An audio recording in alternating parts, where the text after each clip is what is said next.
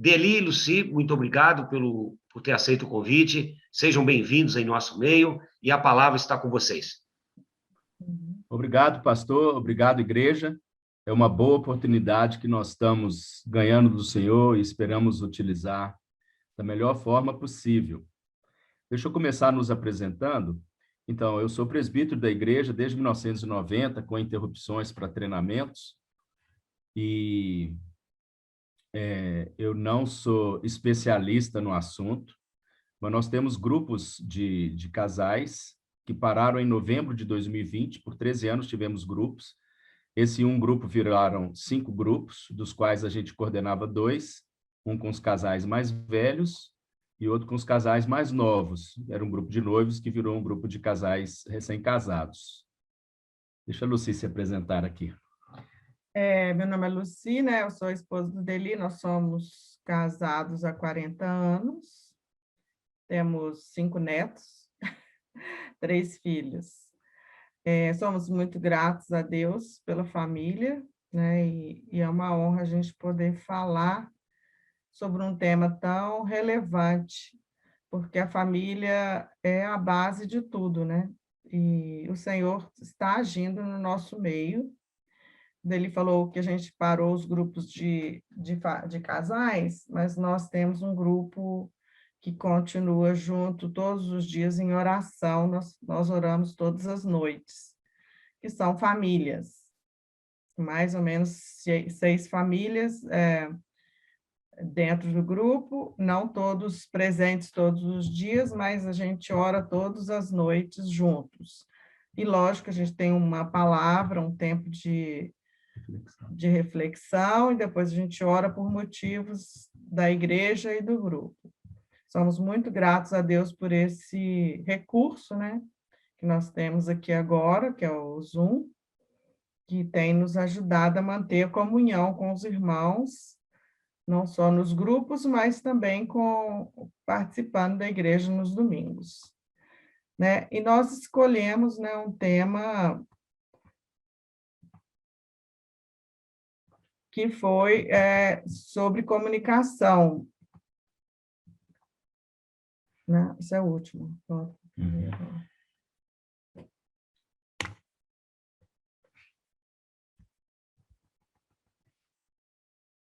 Só um minutinho. Pode continuar.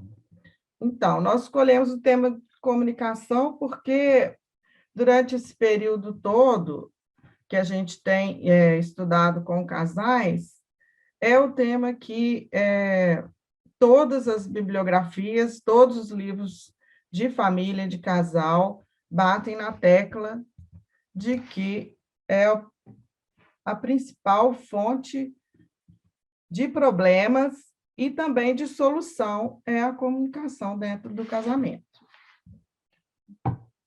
Bom, a gente queria começar, foi muito apropriada a leitura que foi feita de 1 Coríntios, capítulo 13, que, na realidade, eu não combinei com o Silas, mas foi o texto da liturgia do meu casamento com a Luci, no dia 3 de agosto de 1980.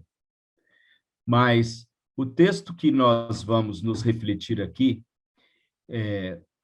para que a palavra de Deus esteja em primeiro lugar, são os 10 mandamentos resumidos por Jesus. Eles foram resumidos em 2 mandamentos: amar a Deus sobre todas as coisas e amar ao próximo como a si mesmo. Bem, o ser humano mais próximo que nós temos de nós, estamos falando aqui para família e para casais, né? É o seu cônjuge. Como, então, se aproximar de uma forma bem significativa dele ou dela? Tá, isso que é a pergunta que a gente quer responder hoje. E não só os cônjuges, né, mas os filhos e pessoas que, com essa pandemia, a família tem, às vezes, ficado confinada, né, com até avô, às vezes morando na casa para ajudar, e os filhos pequenos, né, então a gente tem que amar essas pessoas, e a comunicação é essencial. Bom, começando então sobre a comunicação sendo essencial, nós temos que a comunicação tem 3 elementos principais. o emissor, o receptor e a mensagem. A mensagem leva um código, que pode ser a língua portuguesa, uma mensagem de sinais, e o ponto fraco desse sistema é o receptor. Tá. O emissor, quando eu quero comunicar alguma coisa a alguém, eu me torno o emissor. E a minha mensagem, ela pode ser expressada não só com palavras, às vezes eu falo algo, mas o meu corpo, a minha expressão facial,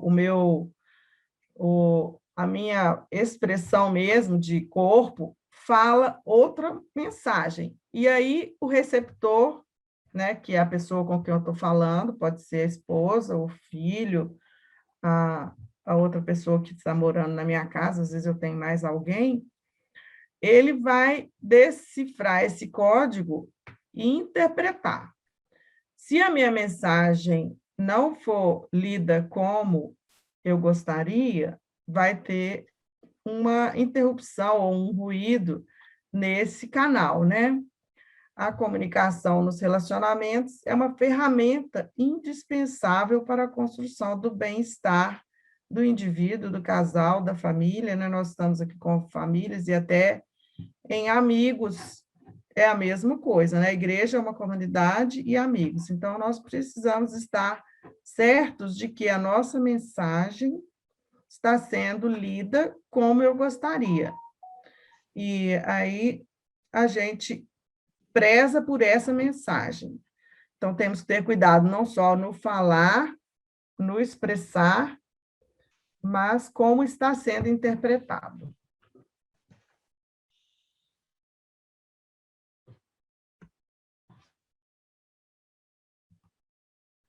Então, início de um conflito. Início de conflito. Aí nós colocamos essa foto aí, onde tem uma faísca de um lado e um fósforo apagado do outro lado. Não precisa vir, não. Sua camisa não pode, não. Existe um relacionamento sem conflito? Será que existe? Bom, então, nós temos que... Eu acho que não, sempre tem um conflito. Então, nós temos que identificar esse conflito, que nós estamos chamando de ruído, ou então uma faísca. A primeira pergunta que vem na nossa mente é o que eu devo fazer? Pois é, eu posso pegar, quando eu sou desafiado com um conflito, ou que a gente chamou aqui de faísca também, né, que vai ou elevar os ânimos, ou trazer uma tristeza, ou trazer um sentimento não agradável, a gente pode pegar esse conflito, esse sentimento, e transformá-lo em um desafio ou uma oportunidade de crescer com ele, e de aprender, né?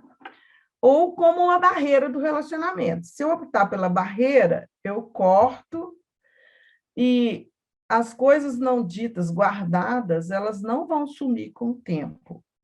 Então, eu preciso desenvolver uma forma de colocar o que está me doendo, o que está me incomodando, de uma forma que o outro entenda que daquela forma não foi boa, ou daquela forma não deveria ser feita. E eu lembro de um cartaz que nós compramos na loja religiosa Irmãs Paulinas, que tem lá em Belo Horizonte, no início do nosso casamento. Os primeiros 6 meses foram os únicos 6 meses que nós não moramos em Viçosa, né? Exceto o tempo de treinamentos. E esse cartaz falava assim: faça pontes ao invés de barreiras ou ao invés de paredes, e você fará um amigo. Então, a ideia é transformar esse ruído em uma oportunidade, né? Então, e aí vem aquela questão, né, que está aí embaixo, quando fala e o outro não consegue entender. E aí que vem a nossa continuação da nossa palavra. Aí eu vou ter que optar com umas ferramentas para lidar com a situação, né? Eu posso orar, né? Claro que a primeira opção de um cristão é buscar a ajuda de Deus e pedir sabedoria para poder saber lidar com a situação. Conversar com a pessoa.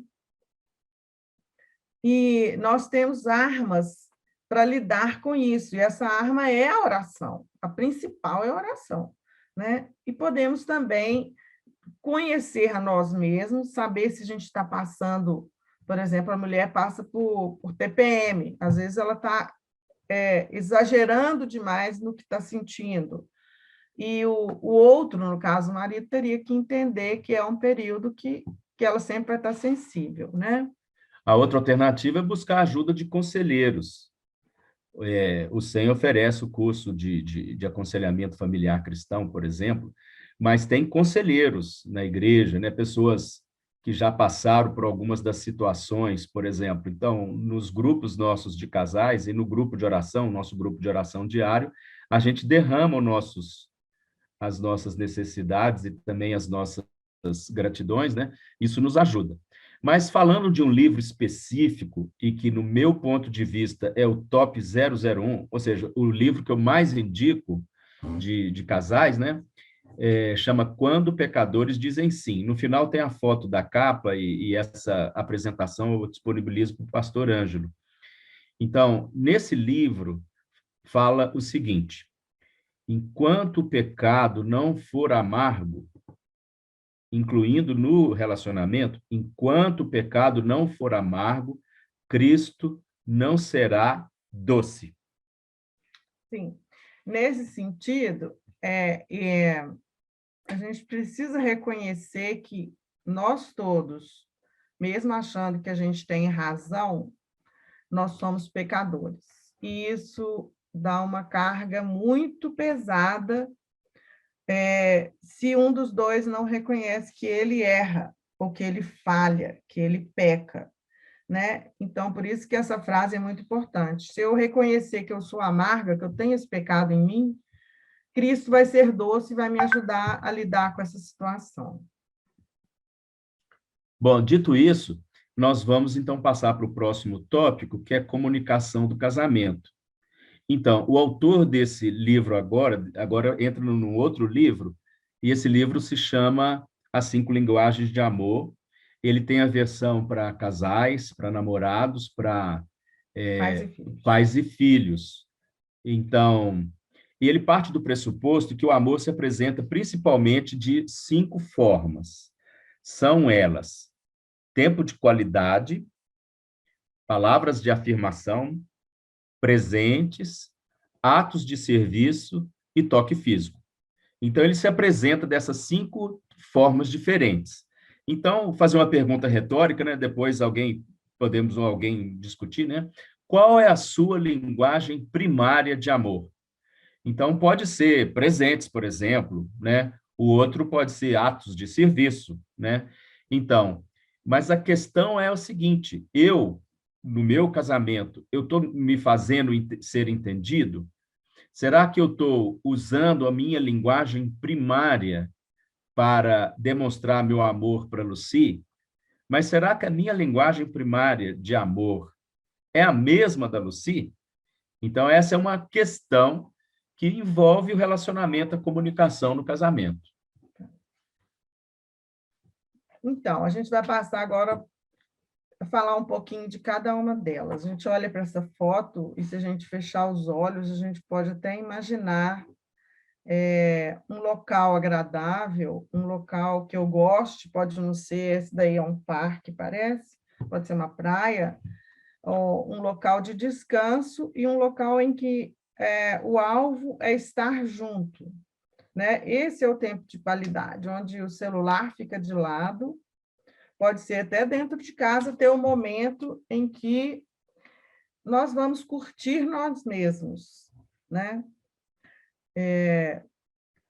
Tem gente que marca o horário, ou, sei lá, separa um tempo, e quando você vê, tá todos da casa, cada um no seu celular, e não conversam mais, né? Então, o tempo de qualidade, ele é essencial, e muitas pessoas têm essa linguagem como sendo a primeira. Muitas crianças. Para uma pessoa que possui essa linguagem, né, como primeira para o amor, como demonstrar o amor é estar junto de forma verdadeira, para ela importa o tempo ao lado do seu parceiro, ou dos seus filhos, ou da sua família, né? E se a pessoa que você ama, portanto,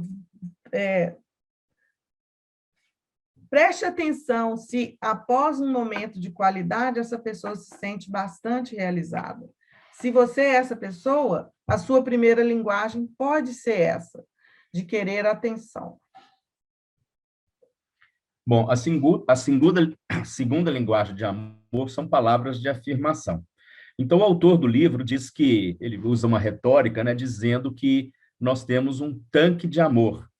E, no caso, esse tanque, para a pessoa que tem palavras de afirmação como a linguagem primária, ele é enchido quando palavras de gratidão, palavras de incentivo, de elogio, são ditas de forma adequada para a sua pessoa amada.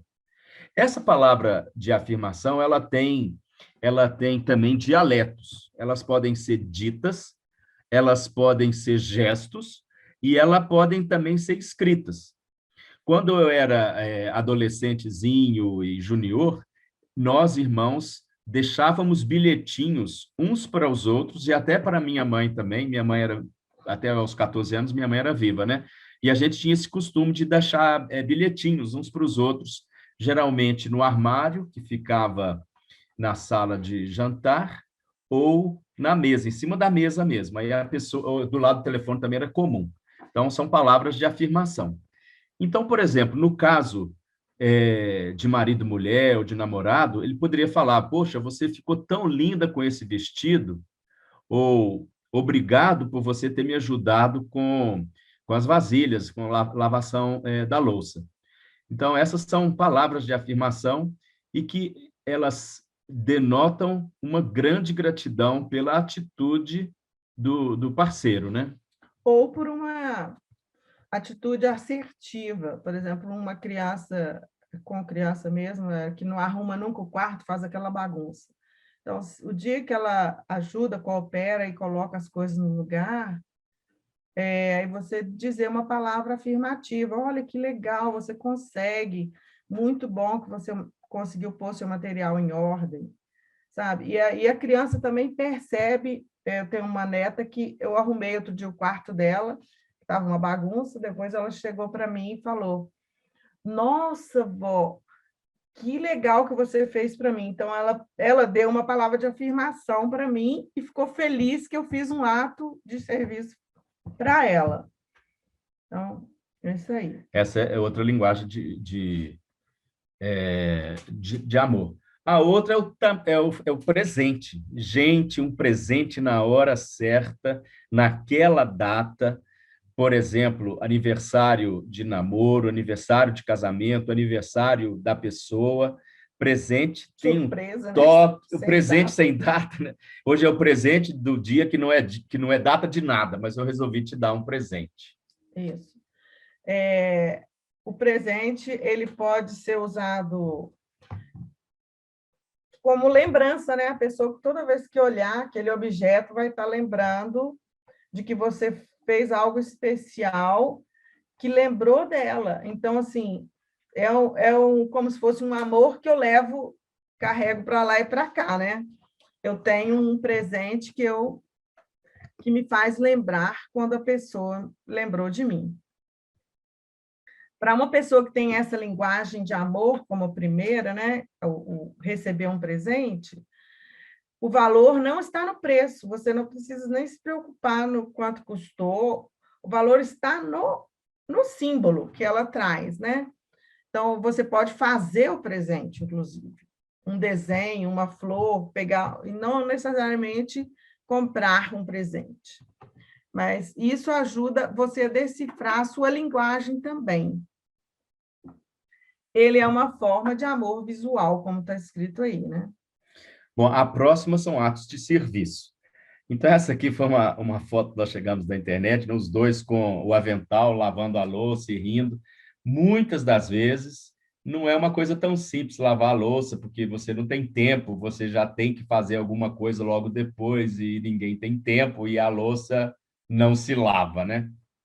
Não é tão feliz assim como na foto, né? Essa linguagem também, quando alguém faz um trabalho para você, foi exatamente um ato de serviço, igual eu dei o exemplo para minha netinha que eu fiz, né? Na casa, sempre tem um ato de serviço que pode ser feito sem ser cobrado, né? Porque, às vezes, a pessoa cobra, você não fez, então, aí já não é espontâneo. O ato de serviço é algo espontâneo, que a pessoa não estava esperando, e aí você vai lá e faz sem ela esperar, e às vezes é algo penoso mesmo. E aí vem o toque físico. Bom, nesse caso particular, nós estamos vendo um casal dando a mão, né? Então, o corpo humano, e ele está dando a mão, pode ser um casal de namorados ou de noivos. O toque físico é um dos 5 sentidos humanos. Que é o tato, né? É o tato. Ele está por todo o corpo, não só qualquer lugar que você tocar, a pessoa vai se sentir amada, né? Um toque na cabeça, um beijo, um abraço, o relacionamento do casal mais íntimo, tudo é físico. Então, assim, pensar, os filhos amam ser abraçados, ser beijados, os pais amam ser abraçados, os avós amam ser abraçados e beijados. Então, assim, o toque físico, Deus nos deu o tato no corpo inteiro. Então, não é só sexual, é um ato de carinho, de acariciar, de abraçar, de afagar, às vezes a pessoa chorou, você dar um abraço, tudo é parte desse toque físico. Então, existem essas 5 linguagens de amor. E aí, agora, surgem algumas questões. Uma delas é o seguinte, a minha linguagem de amor primária ou principal é ... As pessoas são diferentes, a linguagem primária de pessoas diferentes são diferentes. Pois é, eu já sei a minha, mas eu sei a do meu cônjuge. Então, muitas das vezes, eu preciso de conhecer o meu cônjuge nas diferentes situações, né? Então, o erro de comunicação típico é porque eu não conheço a linguagem primária do meu cônjuge.